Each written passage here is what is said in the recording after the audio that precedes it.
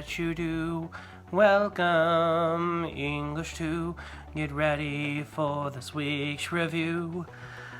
Shout out to T-Pex for that amazing introduction. I appreciate it very, very much. And I actually got to use it this time.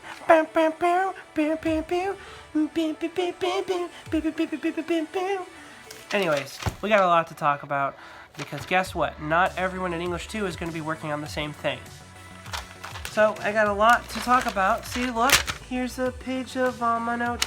Here's some more notes on that page.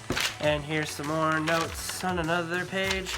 And more notes. That's a lot of notes. No joke, yo. This video is going to be extremely long. So I'm going to start off with everything for everyone. And then I will branch it off to the students that will be looking over Glass Castle. And then the students that are starting The Hate U Give. Those are the two books. And there are two sections. So in the description, make sure that if you are on the Glass Castle section, you only watch the Glass Castle section, and if you are in the Hate U Give, that you go to the Hate U Give section of this video. Now, moving on, let's go straight into just regular everything applies to everyone, doesn't matter which book you are reading section, which is this one right now. Hi everyone, so that's that section here. Here's how this, here's just the top news of everything forever. Last week I was still ridiculously sick. Most of you said that I looked like death. Well, I can tell you that I've met Death and he looks a lot better than I did. Trust me, I feel a lot better now. I'm able to put up a video that's longer than 4 minutes without having to cough and die. And guess what? I'm not coughing as much and I'm still not dead, though I am 30, so let's talk about some things. Number one, I have gone through the book, The Grade Book. That's the book I'm talking about, not just a book, The Grade Book. And I put the zeros in for everyone that didn't turn in any assignments. I told you it was going to be E's until Friday night. And then Friday night, I put those zeros in. A lot of y'all are looking at taking finals. It was a warning. You guys did not heed it. Not everyone wanted to do the paper, and it shows because now there's a lot of you that are in that C, D, F range. And if you want to get into that A, B range, well, turn in a paper. I have 27 final drafts turned in currently. That's out of 78. That is not a lot. However, as I stated, for all classes, this is what happens.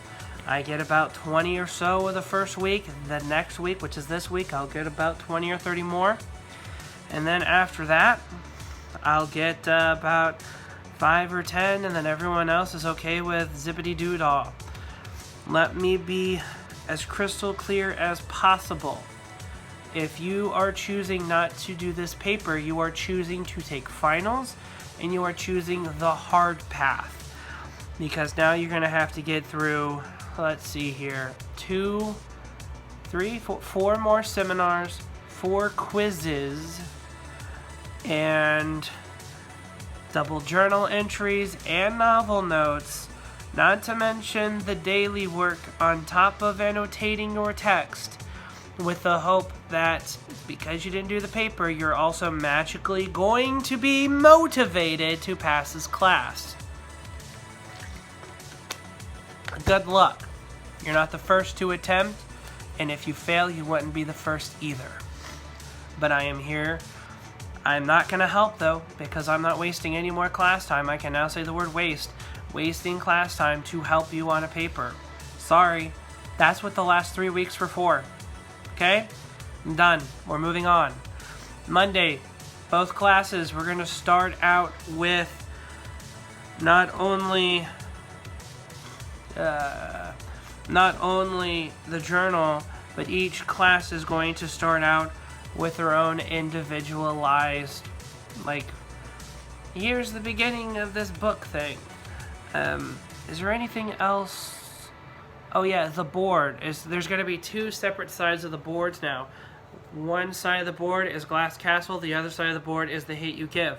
You're not going to be doing the same thing. So if you look on the board and you're like, oh my gosh, we have a quiz? No, the other class does. You don't have your quiz till maybe another day. It just depends. Each book is not the same length. One book's 437, the other book's 313 something. So they both have drastically different lengths in text. So that's the thing. Ooh, the taste of water. It tastes so good when I'm drinking it. Yeah, yeah. Ooh. The next section is only the Glass Castle. Okay, Glass Castle, here we go. This is a book that my first year here teaching, when they said I have to teach the Glass Castle, I was like, what in the diddly heck is the Glass Castle? I've never read it before. And truth be told, I read it the same time the students did my first year. And I friggin' loved it. Every minute of it, because I could relate to it. It is a dysfunctional family trying to find, as much as they can, a way to be a functional family, and it doesn't work. Everyone is so narcissistic. Everyone in this family is so me, that there is only a bondage, a bond, if you will, between the kids. And that's the only thing that I feel is raw and real. And the father and the mother in this story, oh my gosh. If you can relate to them, I am so sorry. Talk to a counselor. The fact that I can relate to the mother, that's insane. Well, let's talk about what we're going to be focusing on with the Glass Castle. For the Glass Castle, congratulations, you got the easier of the two. We are going to be working on not novel notes. That's the hardest of the two. Double journal entries. It's going through the book, finding text that you believe is relevant or interesting, and then you're just reflecting on it. What's a reflection? It's you connecting to this quote. You're not just going to find a quote and say, well, I found it because it's an assignment. Well, great, awesome. I do the same thing sometimes. But I also understand that once you find a quote, hopefully you can have some sort of connection with it. Find something you can connect with. Find something that makes you go, wow, that's a thing that happened and it was shocking and I have to write about it. That's what you're doing with your double journal entries. We do two? Is it 2 or 3? It's either 2 or 3. I cannot remember. 2 or 3 of these different double journal entries for this book, because you're going to be finding these quotes and you're going to be reflecting on them. You're explaining why you picked these quotes, in a sentence or two. I'm not asking for much. Grading these things are easy. Do you have your quote? Do you have your page numbers? Great. There's 10 points. Do you have your reflection? Great. There's 10 more points, 20 points altogether. Simple. Got a pimple. The main thing we're going to focus, however, on is themes. And these themes are as real as I can get them. These are themes that are as real as possible. These are things that you can think of the real world and go, yeah, that's real. That's life. That happens. The first one is growing up. Or more like the illusion of growing up. The glass-covered eyes that you have. They're the glossy eyes that you have when you were a kid. And you're thinking, oh, life is so great as a kid. Look at all these amazing, cool, sweet, cool, awesome things that are happening around me constantly. Everything is awesome. Everything is great. Yeah, sometimes I don't have dinner, but it's not a big deal because that's how you grow up. You're a kid. You're not thinking like of the constant bewilderment of how terrible your family is. You're just thinking, I am a kid and these are things that are happening in my life. Well, this story is about growing up, not just physically, like, oh, you're 6, now you're 12. Not only does that mean you have the ability to think a little more critically about things, but it also helps you disillusion yourself from what it was like when you were younger. So, think of it this way. Growing up is looking at things and what you thought they were versus how things really are. And that's as simple as I can get it, and that's our first theme. It also connects to the Glass Castle. Because what is the Glass Castle? It's this drawing that the father says they're going to build one day. And as a kid, you probably believe that. But now that Jeanette has grown up, and you'll find this throughout the story, she's disillusioned to it. It's not something that's going to happen. It's not real. It's like my dad. Next theme is home. Where is home? Is it a heart thing? Like, oh, home is where the heart is. Is it an actual stable location? Because in this book, Jeanette Wells and her family, they move. They're constantly going to places. They don't stop. And so they don't really have a home. And so the idea of this is it family? Or is it the lack of family that makes it home? It's the fact that they're a disturbing bunch. Is it the fact that they're trying to search for something? They're trying to find their home and they can't find it? Is that it? I don't know. We'll discuss that. Or is it just being part of a community? Being a part of a group of people, of friends. Some people don't have friends, and these characters don't have friends. Not really. Nothing to really lean on. Okay, next. Possessions and ownership. This is a big one, because these characters, they don't have a lot of possessions, and they don't have a lot of things that they actually own. So when the mother and the father are like, oh, we got this new thing, immediately the kids are like, are you kidding me? Because they have nothing. I mean, Jeanette has a rock collection halfway through, and she gets upset because she can't have her rock collection, but the dad can get drunk and have all these different vehicles all the time. So they don't really have a lot of possessions. They don't have anything to call their own. It's this weird dichotomy that in some books, it's all about realizing that you're buying too much into consumerism, the idea of you're buying too many things, whereas this book is like, they don't have anything. So being able to say something is yours, something is mine, is all they need. To feel something. Like, oh, this box of tissues, this is my box of tissues. Look at my box of tissues. Ooh, I say I own this. Whereas they wouldn't even be able to say they own the house that they're living in. The next is order and turbulence. This is something that the father in the story says a lot. That they live in order and turbulence, meaning that anytime something seems to be in order, he likes to throw it off. And the mother likes to call it adventure time. We're going on an adventure. It's so much fun. But really, this idea of living on the edge, living in chaos, is not enough for Jeanette. She needs structure. Kids need structure. If you don't have that structure, everything falls apart. So that's another theme, order and turbulence. Next is responsibility, or the lack of. Taking responsibility, or in this case, it could be the parents taking responsibility of the kids. It could be the kids taking responsibility of their own actions, or realizing that they are staying in a location that is not good. And nonconformity goes along with that as well. So it's the idea of, do you conform to social norms, which we'll talk about this, or do you go against the grain and be a nonconformist? These are some major themes that we're going to talk about. I love talking about social norms, so hopefully you guys do as well. So what is a social norm before we get into it? A social norm is any time society tells us, without ever using their voice, without ever having rules written down, that these are the way that you're supposed to act. This is the way you're supposed to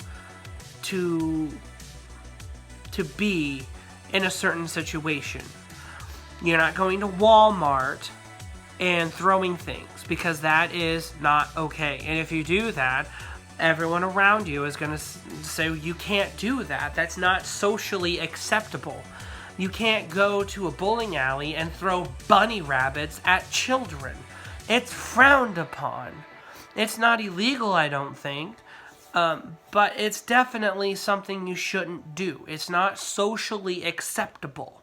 Those social norms are the reason why when we go to Walmart, we're not screaming at the top of our lungs, but it's also the reason why we look at kids when they do.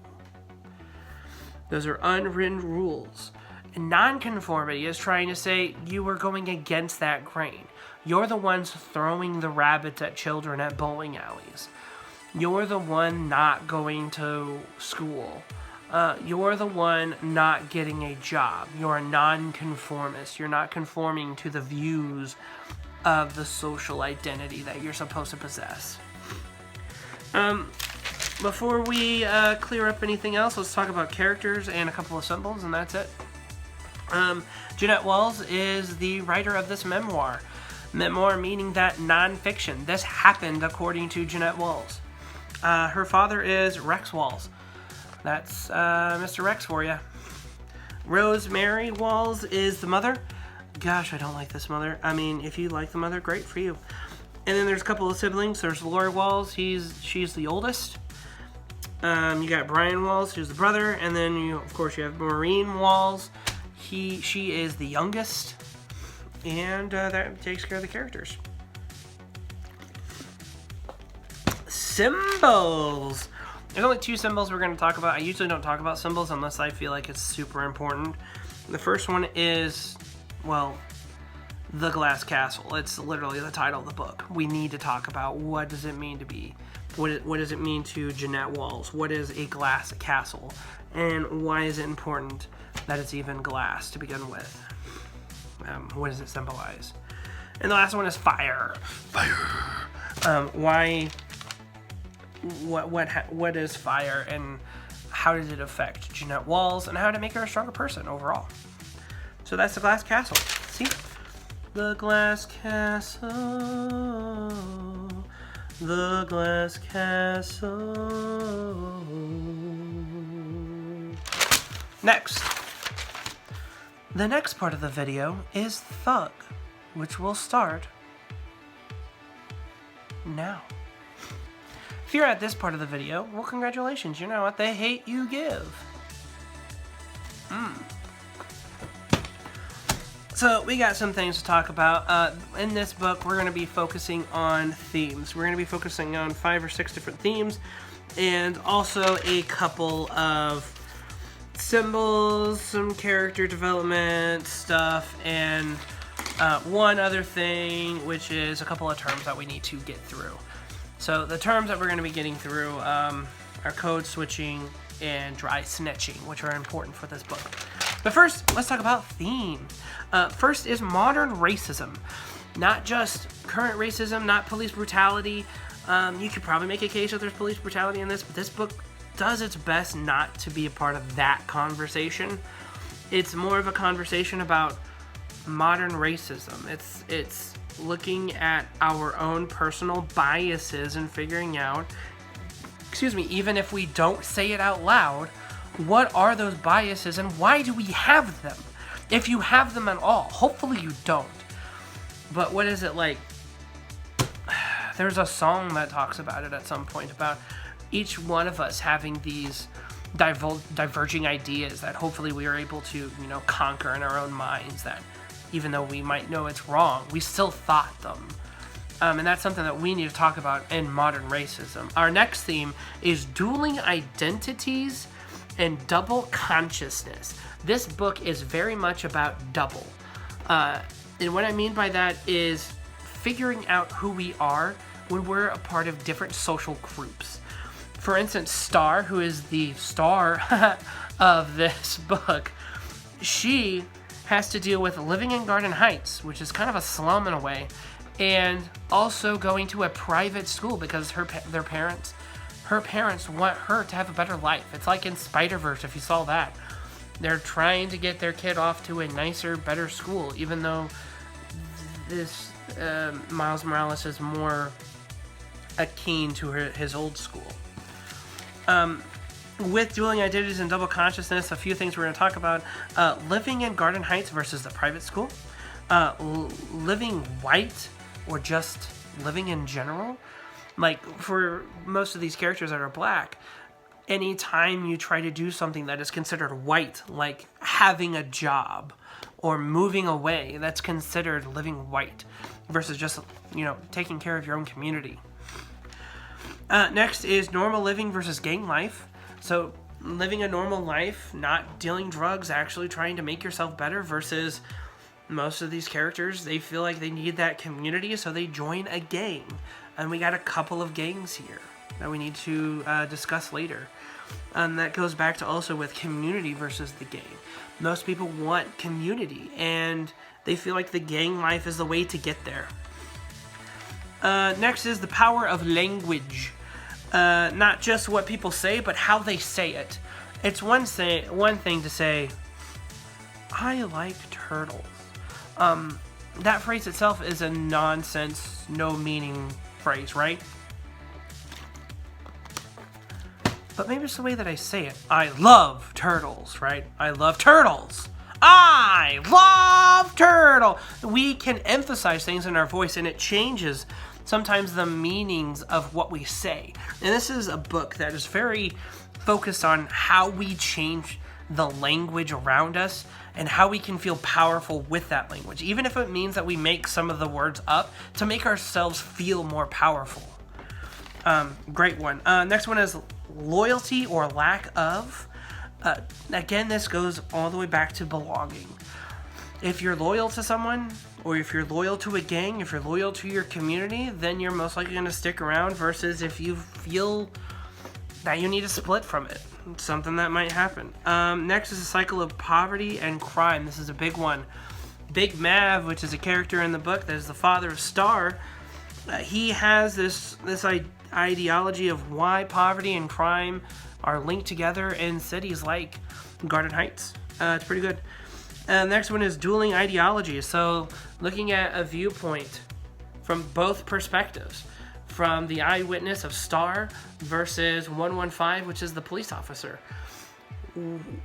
Regardless of who you believe, we're going to look at both sides before we actually develop and create an argument. Most individuals, they want to go immediately towards whatever their bias is. We're going to talk about bias as well. But here, we're going to try our best to, for one, to show you have a bias on something. For two, to show you that there is a way to try to counteract that bias so you can see both sides of an argument before you just leap into it. Oh, that's really fun. The next one is media manipulation. And if you don't think this is happening, you just wait until 5 o'clock news. Let's talk about characters. Characters, there's a lot of them, so there's a lot I have to go over. Star Carter is our main protagonist. She's the one who speaks throughout the entirety of this story. We get her perspective. We got Khalil Harris. Next one is Big Mav, or Maverick. He is the father. We got Lisa Carter, that's the mother. We got Seven, that's Star's brother. What a cool name. Kenya, the daughter of King and Lesha. We got Chris, which is Star's boyfriend. He is white, which is something that Big Mav does not know yet. And it is very interesting to see his perspective. We got Uncle Carlos, which is kind of this weird voice of reason in the middle. Is it a voice of reason? Is it not? Is this someone that we can believe in? He is a police officer. So he is Lisa's brother. So that's Uncle Carlos. Moving on, we also got Devontae. So if you're just hoping that, I'll just watch the movie and I'll get everything. Well, you won't, because Devontae here, where's he at? Devontae, he is a character that plays a huge role halfway through this book, which is not a character that shows up in the movie. And I will make sure there will be plenty of questions on the test on just Devontae. So you can't play that, I watched that movie though. I watched that movie. That doesn't mean anything to me. Movies are great mediums. Anyways, I'm gonna move on. Next is Harley Grant. We get another perspective. This one is Star's oldest friend. She has a connection because Harley lost her mother, but then at the same time, Star lost her best friend to gang violence. Mia Yang is another friend of Star's. Lesha is a character. She is the mother of Seven, Kenya, and Lyric. Some fascinating names there. I really love these names. Sakani is the younger brother of Star and Seven. Overall, just a kid, you know, regular old kid. He's great. And then you have the cop, which is 115. That's all we know about him. His name is 115. And then we have Mr. Lewis, who's an older gentleman who runs a barbershop. Those, to me, are like the major characters. Let's go over symbols and terms, and then I'm going to end the video. Next, symbols. There are two major symbols. I usually don't talk about symbols unless I feel like they're important. These are important. Number one, it's a hairbrush. Yeah, a hairbrush. It's super important, trust me. What the meaning of a hairbrush means to the black community. Not just in terms of brushing hair, but more like how this becomes a symbol of revolt. And then finally, roses. Or in this case, Big Mav, he tries to grow roses, and they don't. Why don't they grow? Maybe I'm just looking into it a little bit. We'll also talk about chess a little bit, because there's some chess terms in here. Chess is fun, chess is great. Let's talk about the terms today. The two terms is code switching and dry snitching. So code switching is changing the way you present yourself in front of people. It's the way you act in front of your friends versus in front of a different community versus in front of your family versus like another family. And then dry snitching is telling someone about you without saying your name. They're hinting about something. So those are two terms that we're really going to have to focus on. For The Hate U Give, we will be doing some novel notes. I know you guys love novel notes. You remember them from, you know, next door. Donahue, she used to do novel notes. Guess what? I do novel notes as well. So yeah, we're going to have a lot of fun with this book. All right, if you're at this section, then I have just a couple of last minute things to talk about. So both books, you will be annotating. And unlike what I used to do for freshmen, which is just annotate and then I'll give you credit for it, for this, I'm trying to adapt a little bit more. So I want 150 annotations per book. That's not bad. But this is how I want it structured. I want 50 about character, 50 on theme, and 50 of your own choosing. And what I would like you to do is I'm going to demonstrate on this piece of paper up in this corner. For every annotation you have, you're either going to mark it as, I'm going to show you, you're either going to mark it as C, right there, oh, you see it, for character, T for theme, or M for my own personal, 50 each. 50 on characters, 50 on themes, and 50 of your own. And they gotta be basically kind of full sentences. I'm not looking for one word. I'm looking for a word or two. So yeah, that's how annotating is gonna work. What else do we got? Last bit before we're done. Thank you for the 100 subscribers. I am giving away a free homework pass this time. All you got to do to enter into the homework pass, which by the way will end on Friday, and a winner will be declared on the next weekly video, you got to like the video and try to find someone to subscribe to the channel. Just one. That's all you got to do.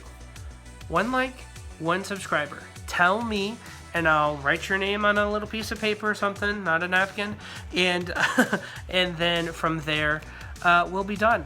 This is a longer video, but remember this video is 2 different books now. These videos might be a little bit longer because of that. Anyways, if anyone has an idea of how to do an outro, please let me know. Cause I'm still kind of struggling on what I want to do for an outro. So thank you very much. Please make sure you like and subscribe. Thank you, T-Pex, again for the intro. Loved it. And I'll see you guys on Monday. Bye.